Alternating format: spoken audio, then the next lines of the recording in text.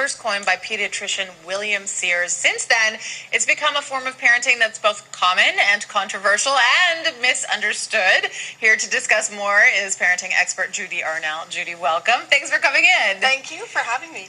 Okay, so we were talking a little bit during the break. It seems like parenting, especially when you're a new parent, is something that's just become so factionalized. Are you an attachment parent? Are you this kind of parent? Are you that kind of parent?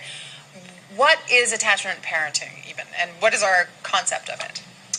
Well, attachment parenting is actually kind of two things. One is it's a theory. There's attachment theory, which is basically comforting your child when they need it.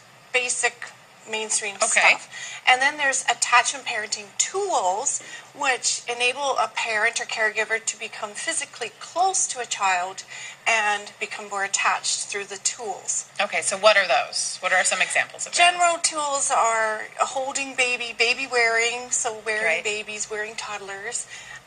Oftentimes co-sleeping, or what we call bed sharing or room sharing, and often it's extended breastfeeding, so letting the child decide the schedule for weaning.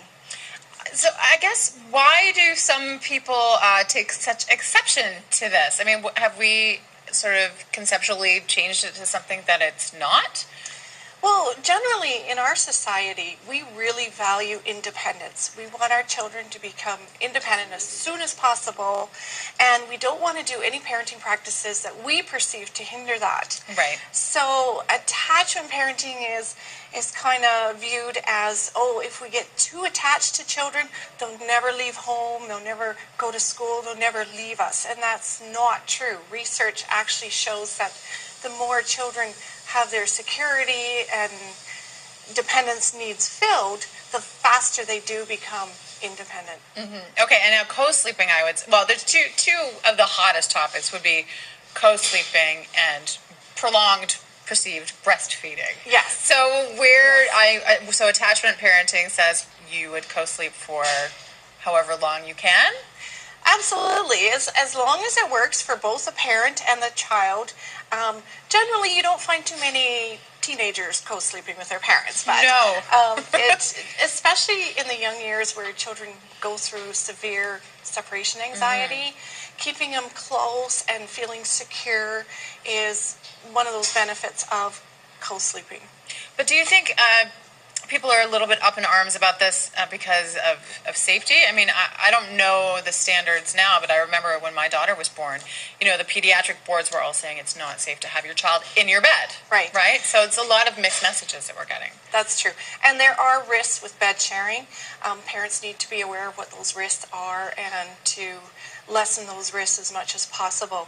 As far as extended breastfeeding, it's pretty well mainstream now with all the public health agencies that breastfeeding is recommended for up to age 2 years and beyond. So they leave the choice of when to wean between parent and child. Okay, so if people are looking for more information, is Dr. Sears probably the best resource for attachment parenting? There is, and there's Attachment Parenting International, and as well as Attachment Parenting Canada, which can easily be checked out their websites. Okay, to summarize though, it's not a bad word, or a bad 2 words. Attachment parenting, not bad. It's a great thing. It's offering comfort when children need it. I'm all for that. And how do people find you? We're at attachmentparenting.ca. Okay, and you can also pick up Discipline Without Distress. It's available now. Thank you. Lovely to see you. Thank you.